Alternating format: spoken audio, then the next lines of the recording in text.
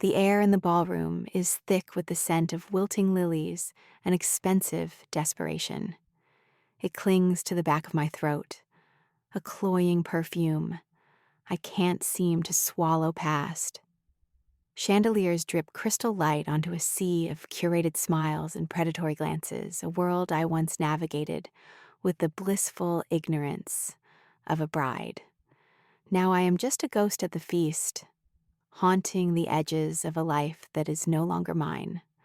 My name is Natalia Hayes, or it was. The name feels like a borrowed dress, one size too small and itchy at the seams. Across the polished marble floor, I see him, Richard, my ex-husband. He stands with his new wife, a woman so perfectly polished, she looks like she was sculpted from ivory and condescension. Her name is Isabella. Of course it is. He laughs, a deep, rumbling sound that used to make my heart flutter. Now it just sounds like grinding stones. He catches my eye, and the laughter doesn't stop. It morphs into a smirk, a slow, cruel curl of his lips that says everything. It says, "Look at you, alone, failing." He's not wrong. The Hayes Gallery, my grandfather's legacy and my only inheritance, is bleeding money. The divorce settlement was a pittance, a calculated insult designed to watch me drown slowly. And here I am, sipping cheap champagne at a charity gala I can't afford, all to maintain the illusion that I am fine, that I am thriving. Richard's gaze is a physical weight pressing down on my shoulders. I see the pitying glances from old acquaintances, the whispers behind gloved hands. Natalia Hayes, the poor dear. Her life fell apart so spectacularly. My hands tremble and I set the champagne flute down before I drop it. I need to leave, I need to run. But my pride is a stubborn, foolish thing. It roots my feet to the spot.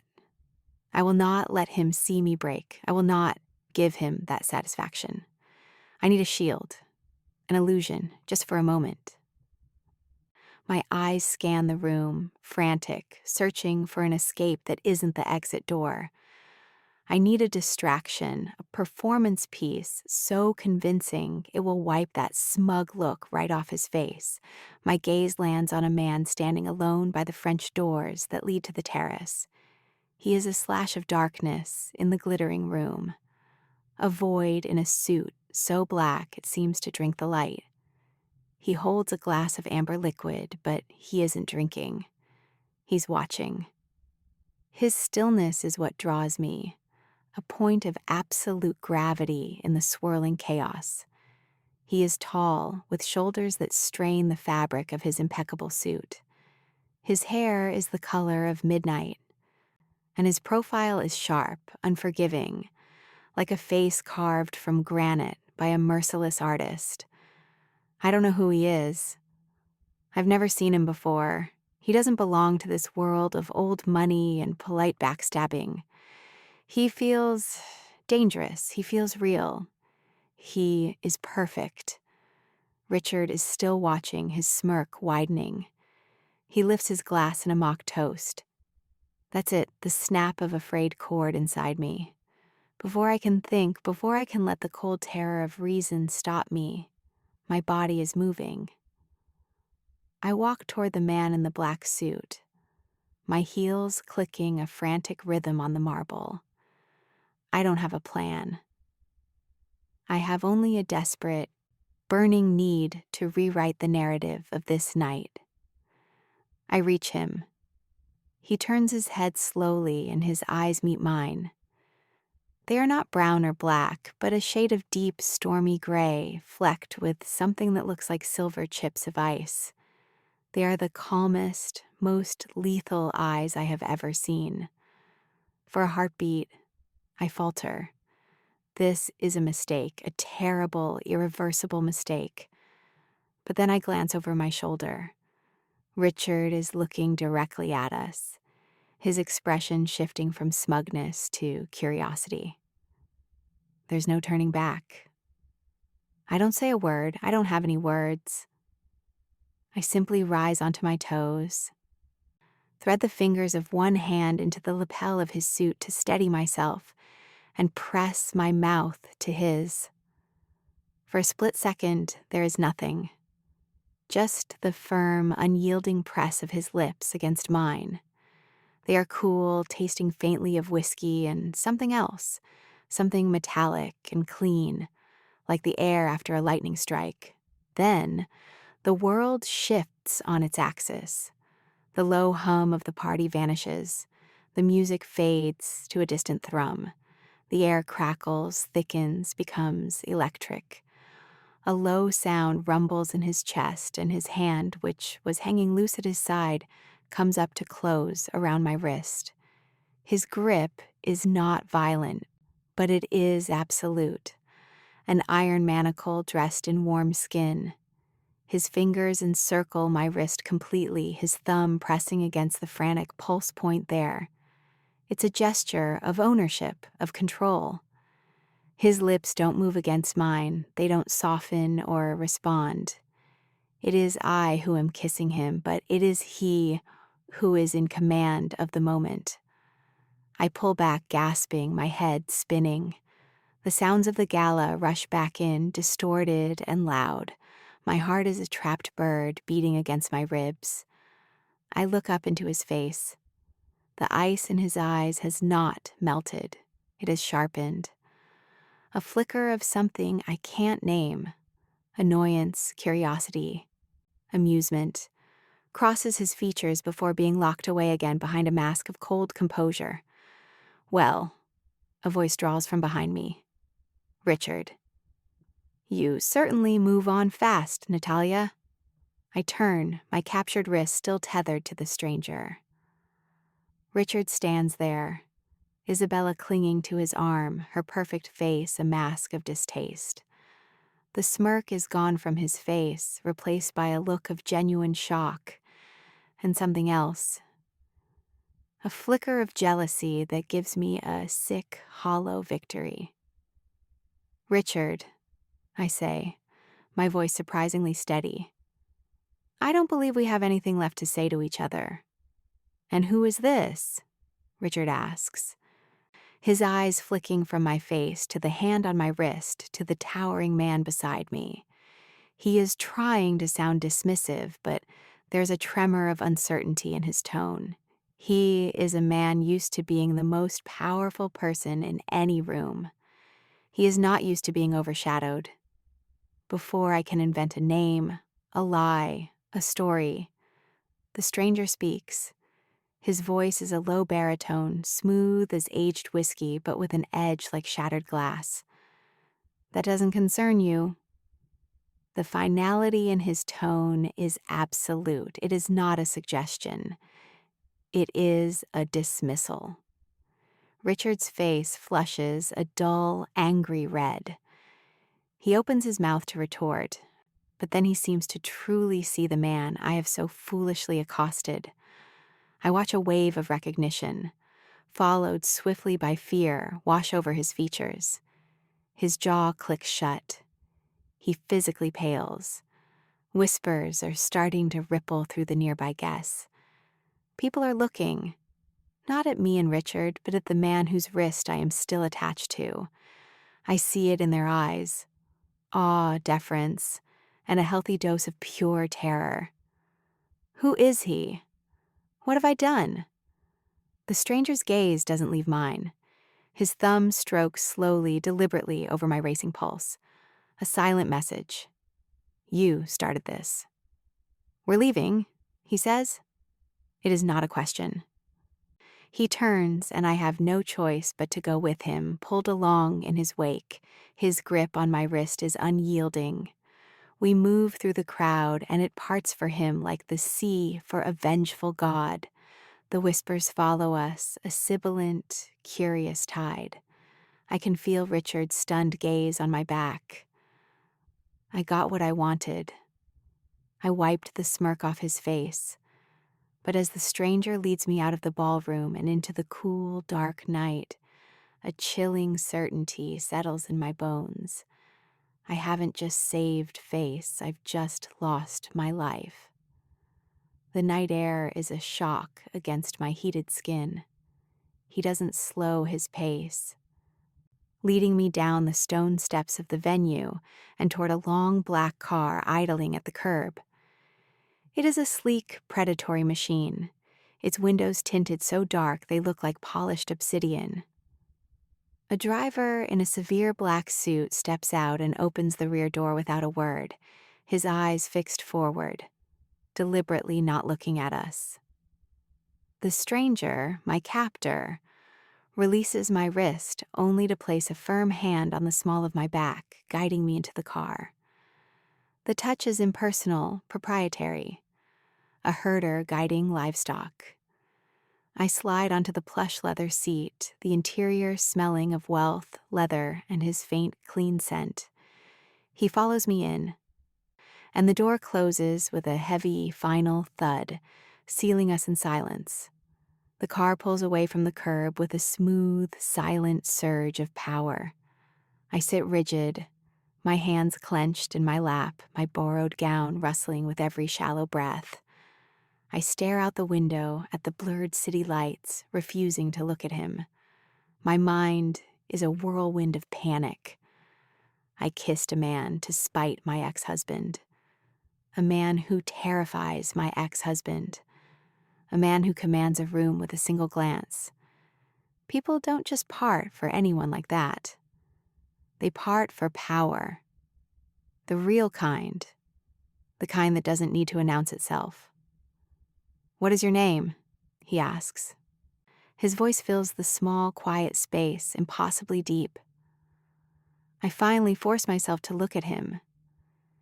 In the dim glow of the passing street lights, his features are all sharp angles and deep shadows. He looks even more imposing in the confines of the car. "Natalia," I whisper. My voice is thin, a thread of sound. "Natalia Hayes." He inclines his head, a gesture so slight it's barely a movement. "Dante Moretti." The name hits me like a physical blow. Moretti. The Moretti. It isn't a name you read in the society pages. It's a name you hear in hushed, frightened tones, in back alleys and boardrooms. A name synonymous with the city's criminal underworld, with shadows and fear and unquestioned authority. The whispers I'd heard about him weren't just gossip. They were warnings. I haven't just kissed a stranger. I have kissed the king of this city's darkness, the Mafia boss. A cold dread, sharp and suffocating, washes over me. I feel the blood drain from my face. "Oh, God. God has very little to do with this," he says, his voice devoid of humor. "You, on the other hand, have everything to do with this." "It was a mistake," I say, the words tumbling out in a rush. "I'm sorry, I was trying to get away from my ex-husband. It was stupid, impulsive. You can just let me out here. I'll get a cab. I won't say a word." He watches me, his gray eyes unreadable. He doesn't look angry. He doesn't look anything. That's what's so terrifying. It's like looking at a calm sea, knowing a monster lurks in its depths. "A mistake," he repeats, his tone flat. "You walked across a crowded room, singled me out, and put your mouth on mine in front of 300 of this city's most influential people, including, I might add, several of my business rivals. That is not a mistake, Natalia. That is a statement." It wasn't a statement. It was a gesture, a foolish one. It meant nothing. "It means everything," he counters, his voice dropping lower, colder. "To them, you just claimed me, and by extension, I have just claimed you. Do you have any idea who was in that room? Who saw you?" I shake my head, my throat too tight to speak. "Marco Valenti was there," he says, and even the name sounds dangerous. He and I have a delicate understanding, an understanding built on the perception of strength, of having no weaknesses. He saw you kiss me. He saw me lead you out. In his eyes, you are now my weakness. The car turns onto a private road, winding up into the hills that overlook the city. The lights below are a glittering carpet of diamonds, beautiful and impossibly far away. I don't understand, I say, my voice trembling. What does that have to do with me? It has everything to do with you, he says, turning his body slightly to face me. Because Valenti is not a man who ignores a potential vulnerability. To let you go now, to have you vanish after such a public display, would be a sign of carelessness. It would invite questions, it would invite trouble, and I do not tolerate trouble. The car slows, pulling up to a towering gate of black iron. It slides open silently, and we proceed up a long driveway to a building that isn't a house, but a fortress of glass and steel perched on the cliffside. It glitters under the moonlight, a beautiful, sterile prison. So what happens now? I ask, the question a knot of fear in my stomach. Now, Dante Moretti says, as the car glides to a stop before the massive front doors. You will stay with me. You will continue this performance. You will be seen with me. You will be, for all intents and purposes, mine, until I decide Valenti is no longer a threat, until I decide this is over. You can't be serious, I gasp. You can't just keep me. This is kidnapping. A flicker of something that might be dark amusement crosses his face. Kidnapping is messy, Natalia. This is a mutually beneficial arrangement. I offer you protection from the consequences of your own actions. You, in return, will play your part. And if I refuse, his gaze hardens, the silver flecks in his eyes turning to chips of steel. I strongly advise against it. The world you stumbled into tonight is not kind to unprotected women, especially not to a woman who has been publicly linked to me. You would be a target for every enemy I have. Believe me when I tell you that you are far safer with me than you are without me. The driver opens my door. The air outside is cool and scented with pine. Dante gets out and stands there, waiting. He doesn't offer a hand. He doesn't need to. His command is implicit in his stance, in the unwavering intensity of his gaze. My choice is no choice at all. A gilded cage, or a hunting ground where I am the prey. With a sense of profound, soul-crushing dread, I step out of the car and into the lion's den. The heavy doors of his home swing open, spilling cold, white light into the darkness. I have made my move on the board. Now I am his pawn. The interior of the penthouse is breathtaking and terrifying in equal measure. The foyer is a cavern of white marble and polished chrome, soaring to a 2-story ceiling. It is completely silent, the air still and cool, like a mausoleum. My footsteps echo as Dante leads me through an archway into the main living area. One entire wall is glass, a panoramic, God's eye view of the sprawling city below. The lights twinkle like a fallen constellation, a world away from this silent, sterile cage. The furniture is modern, minimalist, and mercilessly uncomfortable looking. Black leather, sharp-edged glass, gleaming steel. There are no photographs. No books left out, no clutter. No sign that a human being actually lives here. It is a showroom for a man who has no personal life, only a function. You will have the guest suite, Dante says, his voice startlingly loud in the oppressive silence. He gestures toward a hallway. It has its own bathroom and a sitting area. You will find everything you need." "Everything I need?" I repeat, a bitter laugh bubbling in my throat. "What I need is my purse, my phone, my life." "Your things from the gala will be brought here," he says, ignoring my outburst. "As for your phone, that is a security risk I am not willing to take. You will have no contact with the outside world for now." "You can't do that." The words are sharper than I intend, fueled by a surge of desperate defiance. He turns to face me fully, and for the first time, I see a flicker of impatience in his cold eyes. "I can," he says, his voice dropping to that dangerous, quiet level again. "And I have. You seem to be under the impression that you are in a position to negotiate. You are not. You created a situation. I am managing it. Your only role is to be compliant."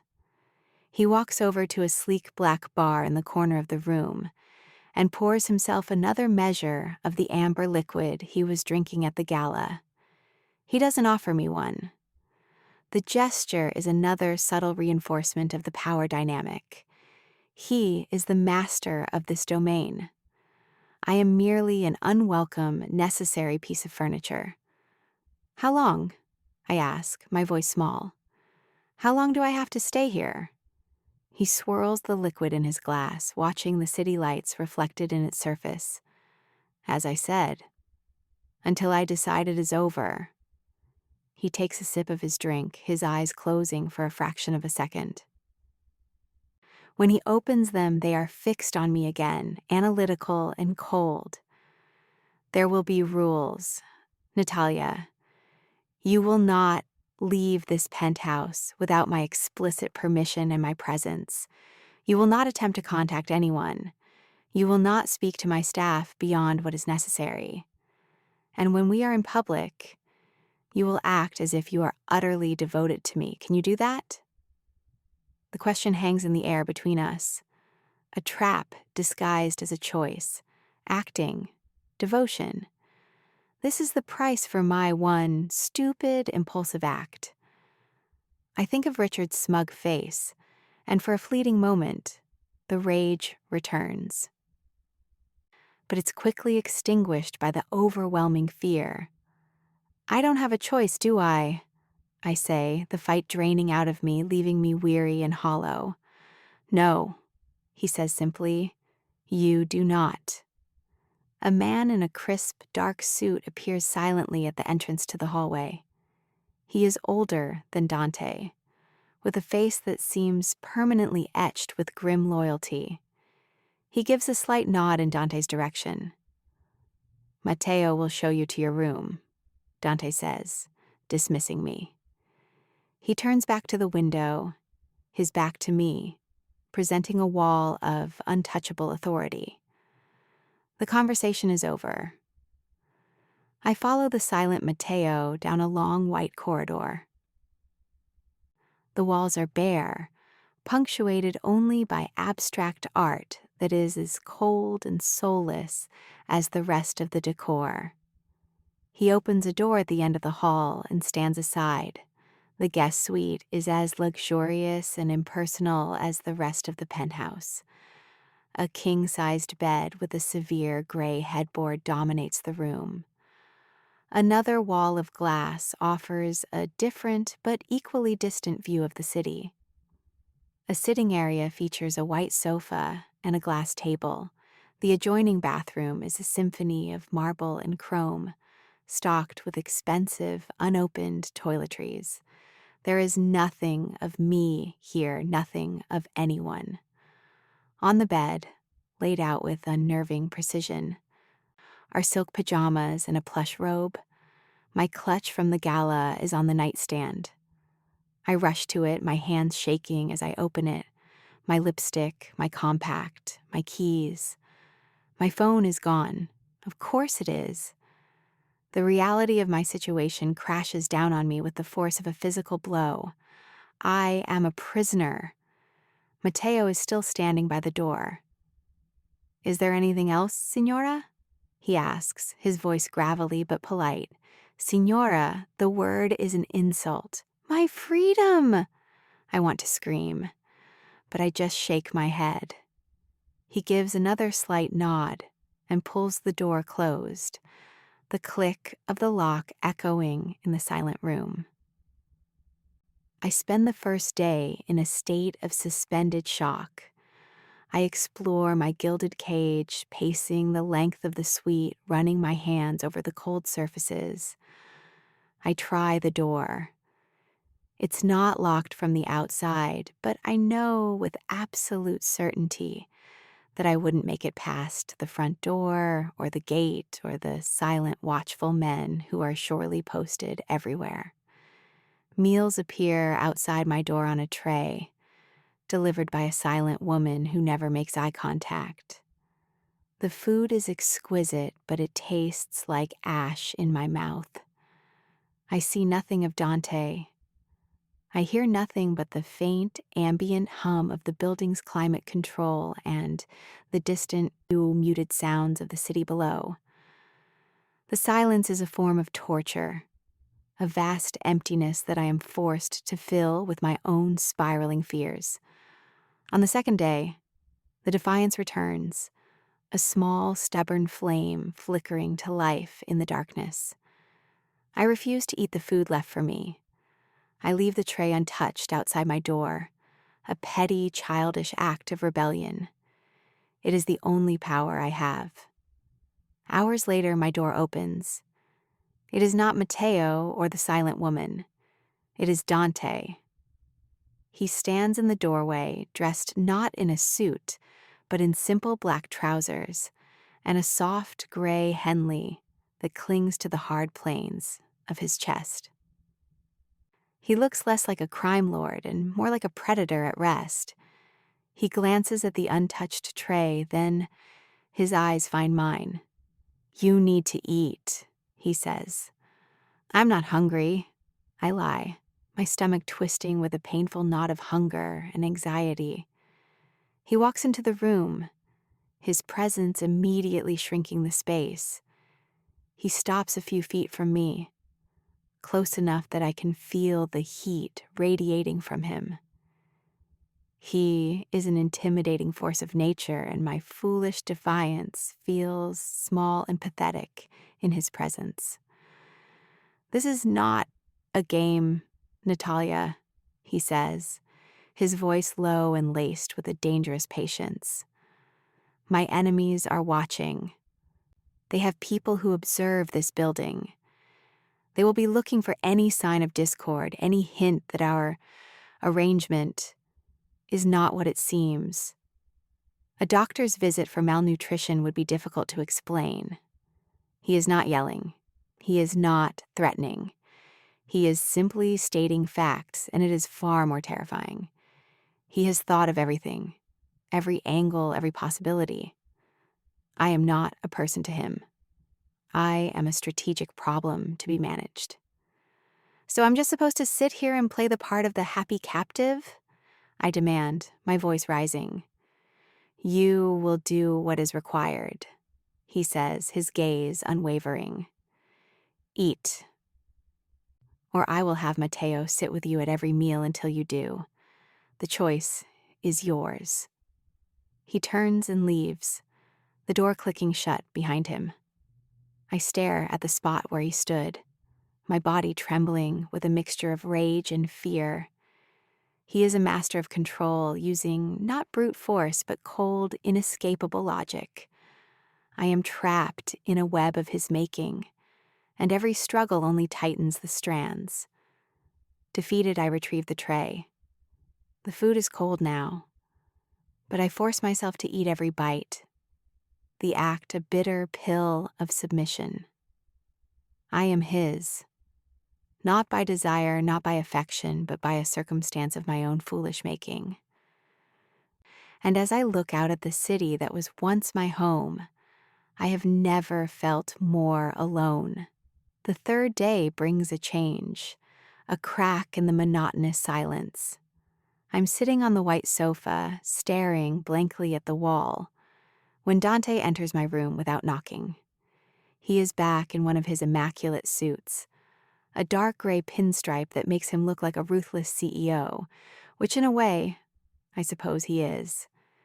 "Get dressed," he says, his tone clipped. "We're going out." My head snaps up. Out? Out where? There is a collection of art being privately auctioned. I intend to acquire a piece. You will accompany me. He tosses a collection of glossy shopping bags onto the bed. Wear something from those. Be ready in an hour. He leaves before I can protest. I approach the bed cautiously, as if the bags might bite. Inside are designer dresses, shoes, a handbag. All of them are exquisitely beautiful, impossibly expensive, and in my exact size. The discovery sends a chill down my spine. He has had me investigated. He knows my measurements, my shoe size.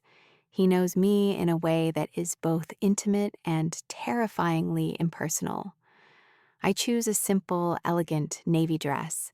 It feels like a costume for a role I never auditioned for. As I get ready, a strange mix of emotions churns within me. Fear, of course, but also a flicker of something else. A desperate, shameful excitement at the prospect of leaving these four walls, of breathing air that hasn't been recycled through a filter. An hour later, I meet him in the main living area. He looks me over, his gray eyes conducting a swift, dispassionate appraisal. He gives a single, curt nod. Acceptable? The journey down in the private elevator is silent and tense. Two of his men, built like mountains in dark suits, wait for us in the lobby. They follow us out to the black car, their presence a constant, intimidating reminder of the world I am in. One gets in the driver's seat, the other in the front passenger seat. Dante and I are once again enclosed in the back.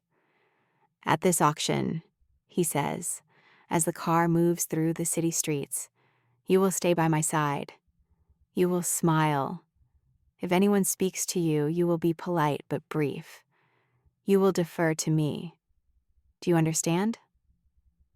"I'm to be a beautiful, silent accessory," I say, the bitterness sharp on my tongue. "Precisely," he replies, without a hint of irony.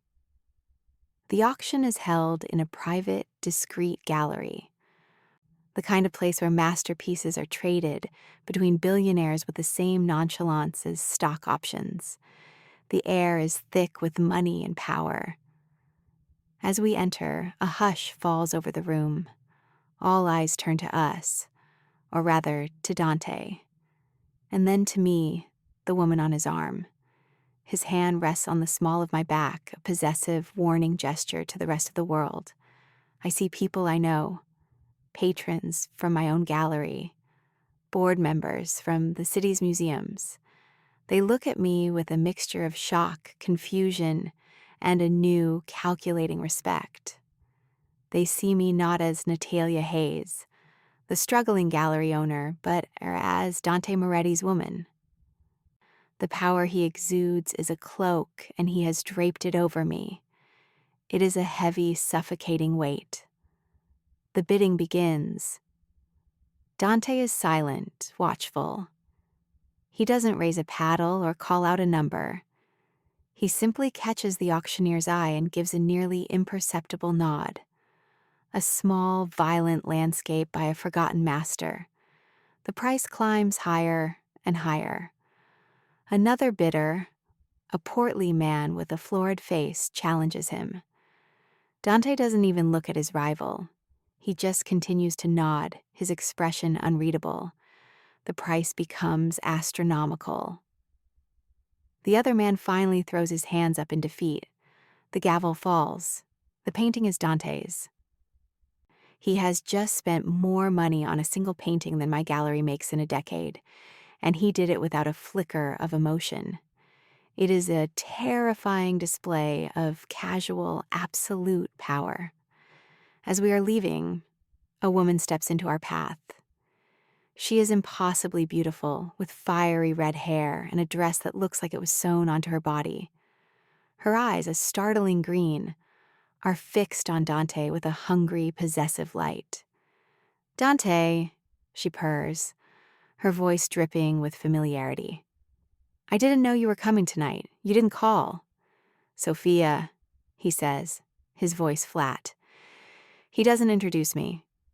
Sophia's eyes rake over me from head to toe. It is a dismissive, insulting appraisal.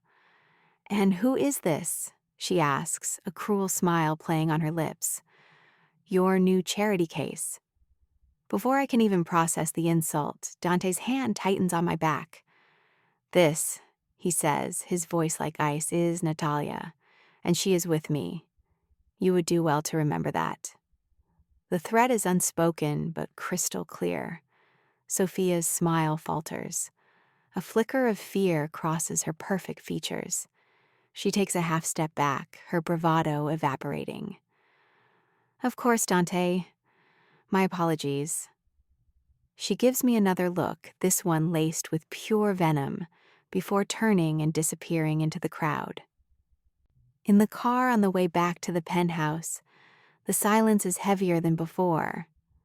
I am shaken by the encounter, by the casual cruelty of the woman, and the chilling finality of Dante's response. He had defended me, or rather, he had defended his possession. "Who was she?" I ask, needing to fill the silence.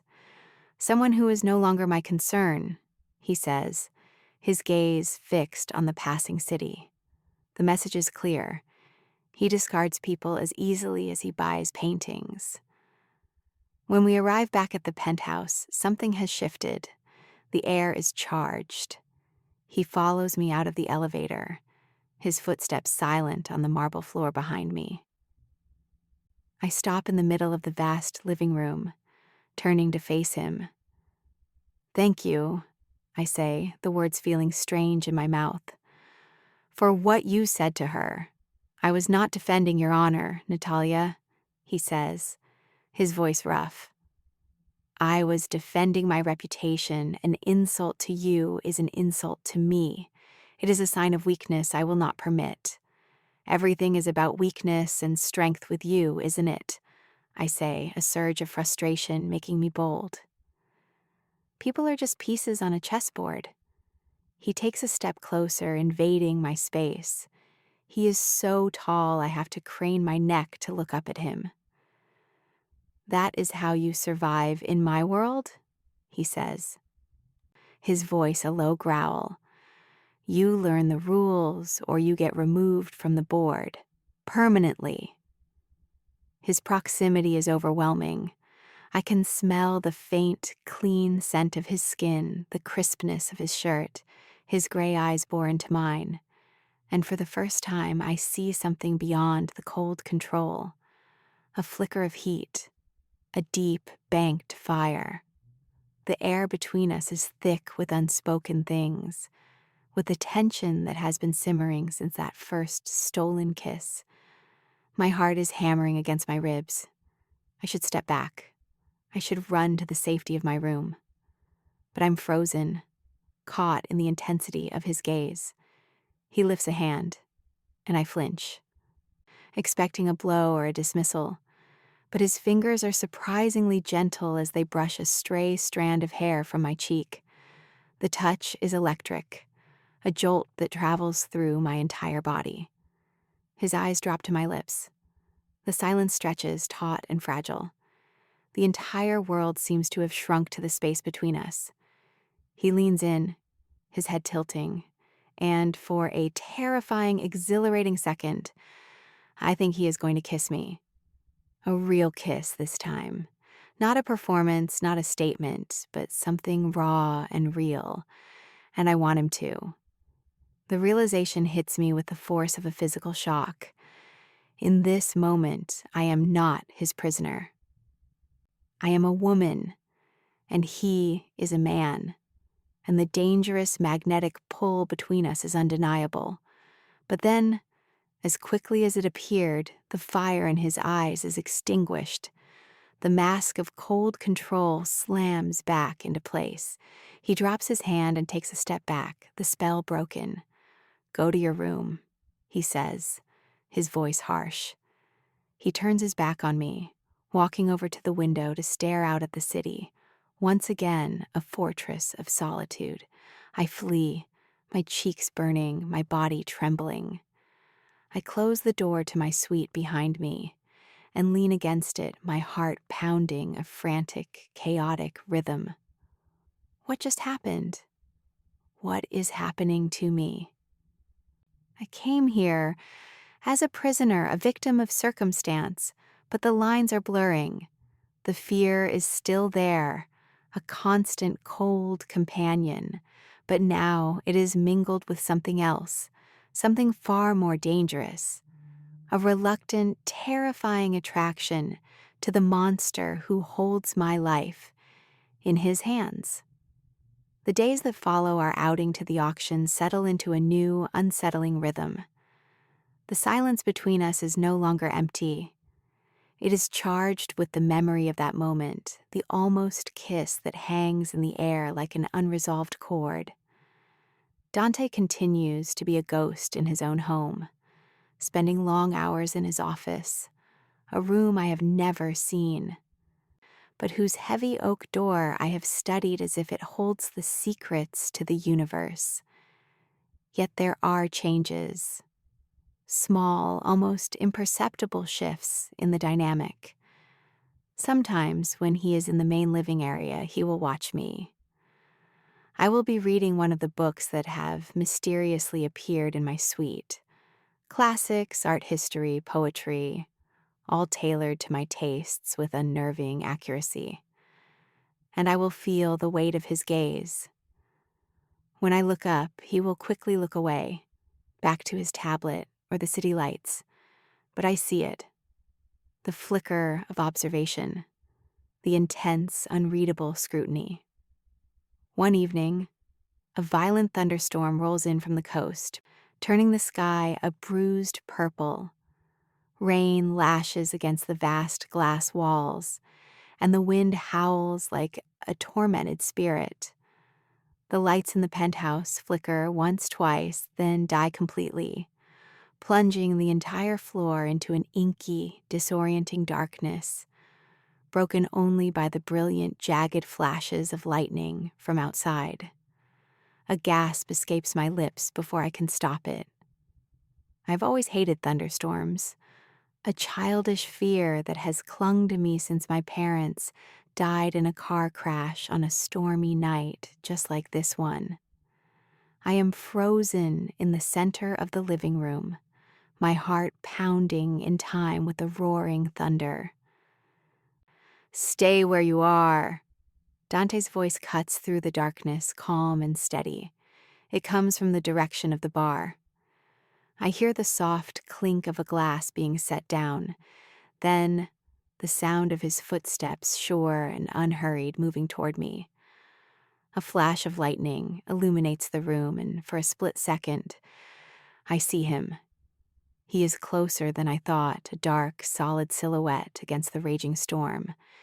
Then, darkness again. His presence is a comfort and a threat all at once. "The backup generator should engage in a moment," he says. His voice is right beside my ear now, and I jump, startled. I hadn't even heard him get so close. A warm, strong hand closes around my upper arm, steadying me. The contact is grounding, an anchor in the chaotic dark. "I'm fine," I lie, my voice trembling, betraying me.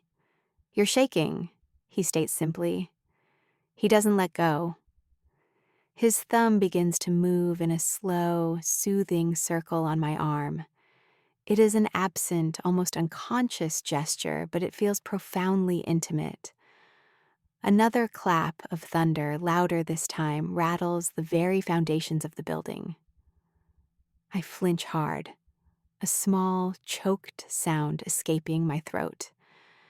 His grip on my arm tightens. pulling me a half step closer until my shoulders brushed against his chest. I can feel the solid wall of him, the warmth seeping through his shirt. "It's just a storm, Natalia," he says, his voice a low rumble beside my ear. "I know," I whisper, "it's stupid." "Fear is not stupid," he says, and there is a strange note in his voice, something I haven't heard before. A weariness, a shadow of memory. It is a survival instinct. We stand there in the dark for a long moment, surrounded by the storm's fury, his hand a warm, possessive brand on my arm. The world is reduced to this single point of contact, to the sound of his steady breathing and the frantic beating of my own heart. As if on cue, the emergency lights flicker on, casting the room in a dim, eerie glow. He doesn't immediately release me. His gray eyes, dark and stormy as the sky outside, search my face. "Are you all right?" he asks. The question is soft, almost gentle. I nod, unable to find my voice. The raw concern in his eyes undoes me more than his threats ever could. It is a crack in his armor, a glimpse of the man behind the monster. He seems to realize he is still holding me, and he drops his hand, stepping back. The space between us feels cold again. He clears his throat, the mask of indifference sliding back into place. The generator will only power the essential systems. The main power will likely be out for some time. He turns and walks toward the hallway. "Stay out of the West Wing. The security sensors are on a separate grid." He disappears into the shadows of the corridor leading to his office, leaving me alone in the half-light. I wrap my arms around myself, my skin still tingling where he touched me. He had comforted me. He had shown a sliver of kindness, of humanity. And that, I realize with a sinking heart, is far more dangerous than his cruelty. Cruelty is easy to hate. Kindness is a key, and I'm afraid he is slowly, deliberately finding the lock to my cage. The next morning, the storm has passed, leaving the city washed clean and glittering under a pale sun. The power's back on, and the incident in the dark feels like a strange dream. But something has irrevocably shifted between us. The tension is still there, but it is layered with a new awareness. I'm in the small library off the main living room, another space that has been silently open to me. When I hear raised voices coming from the foyer, it's the first time I have ever heard any sound of discord in this silent fortress. One voice is Dante's, low and menacing. The other is familiar, laced with a whiny, belligerent tone that makes my blood run cold. "Richard."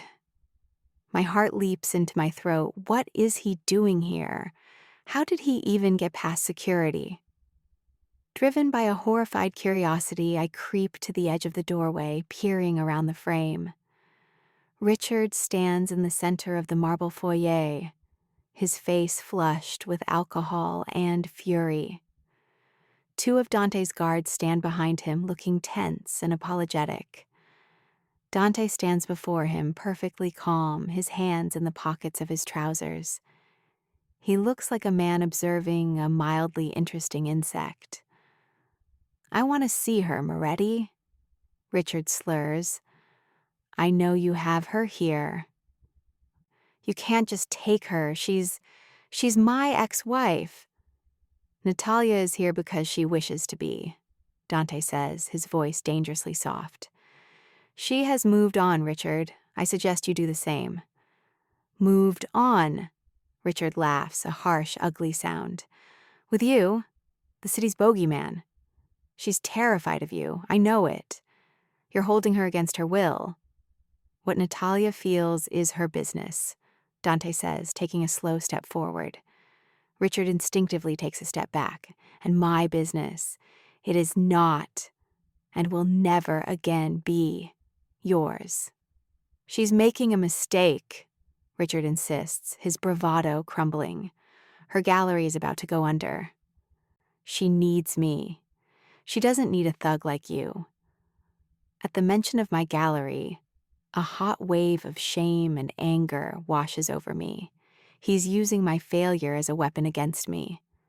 Dante stops, his head tilting slightly.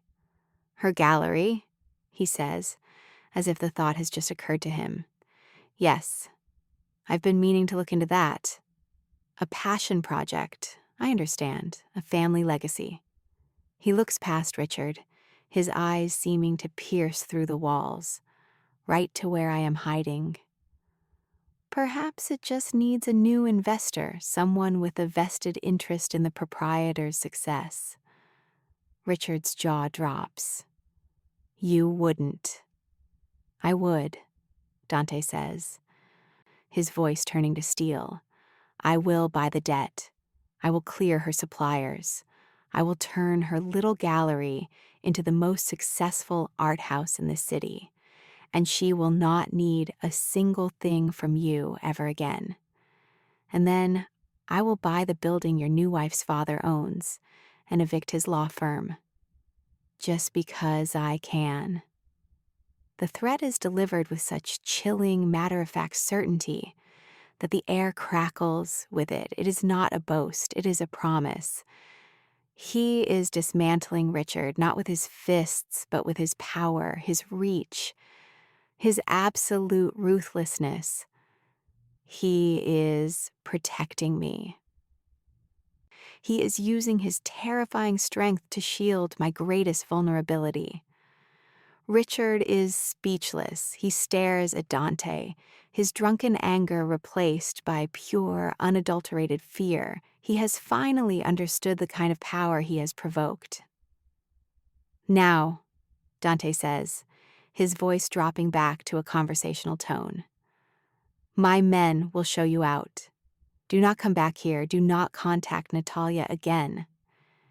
If I so much as hear your name mentioned in the same breath as hers, our next conversation will be far less pleasant. Am I understood? Richard can only nod, a pathetic, jerky movement. The guards take his arms and escort him out, a deflated, humiliated shell of a man. Dante stands alone in the foyer for a long moment. Then he turns his head and looks directly at the doorway where I'm hiding. You can come out now, Natalia. My cheeks burn with shame as I step out into the open. He watches me, his expression unreadable.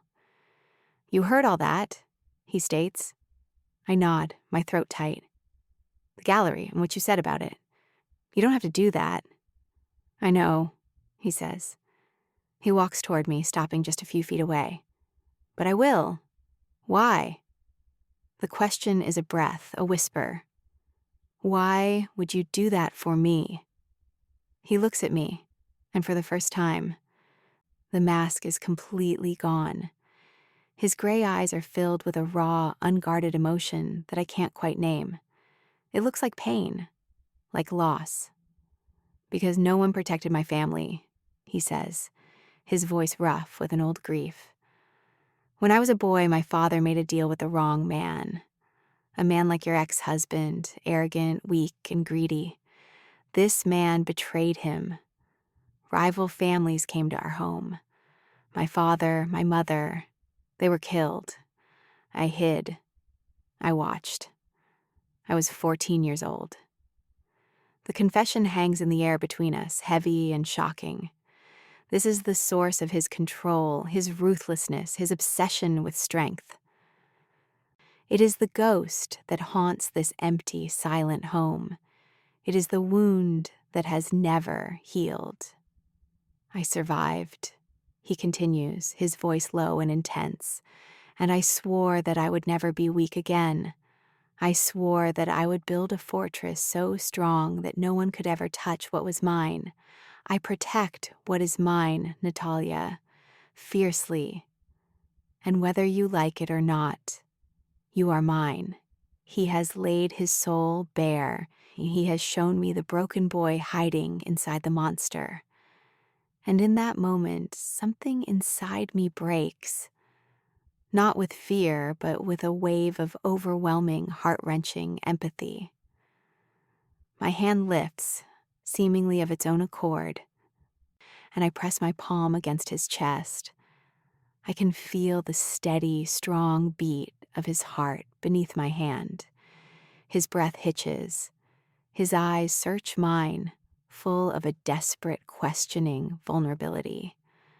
The world narrows to his face, to the faint scar above his eyebrow, to the firm line of his mouth. I rise on my toes, and this time, when my lips meet his, it is not an act. It is not a performance. It is a surrender. He freezes for a heartbeat, a statue of shocked stillness. And then, with a low groan that seems torn from the very depths of his soul, he kisses me back. His arms come around me, one hand tangling in my hair, the other pressing into the small of my back, pulling me tight against him until there is no space left between us. This kiss is nothing like the first one. It is not cold or controlled. It is a storm. It is desperate and hungry and full of a pain so deep it feels like it might consume us both. It is the release of years of solitude, of a grief too heavy to bear alone. He is not a monster. He is a man, a broken, dangerous, beautiful man.